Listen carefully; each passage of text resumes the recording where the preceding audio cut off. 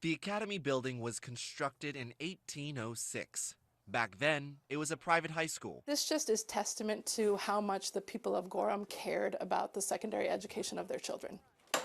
Over the years, the building was absorbed into the campus that would eventually be known as the University of Southern Maine. Now students use it for studio space.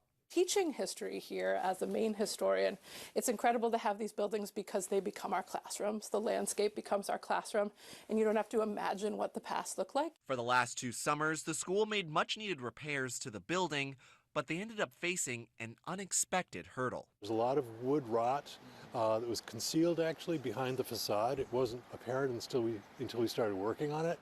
Already midway through the project, they began pulling back old floorboards, which turned out to be a blessing in disguise.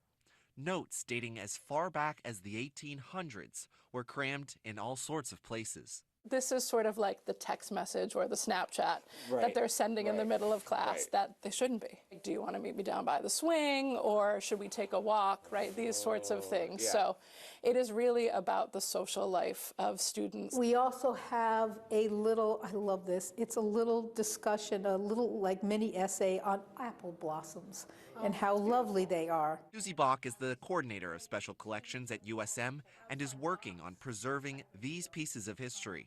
She gave us a first-hand look. We can see a date, and I think that's either 75, it's really hard to read. 1873? When they weren't passing notes to their darlings, they got creative. Students got bored, and students doodled, and we all do that. There's also really funny caricatures of teachers, sort of focusing on prominent features like big noses.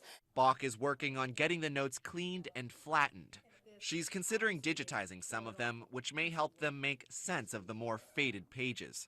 That way researchers can come to their own conclusions about what these sneaky notes really mean. Interpretation of the primary resources is going to change, but that's why it's important to keep the primary resources. It's an important part of keeping history from being erased.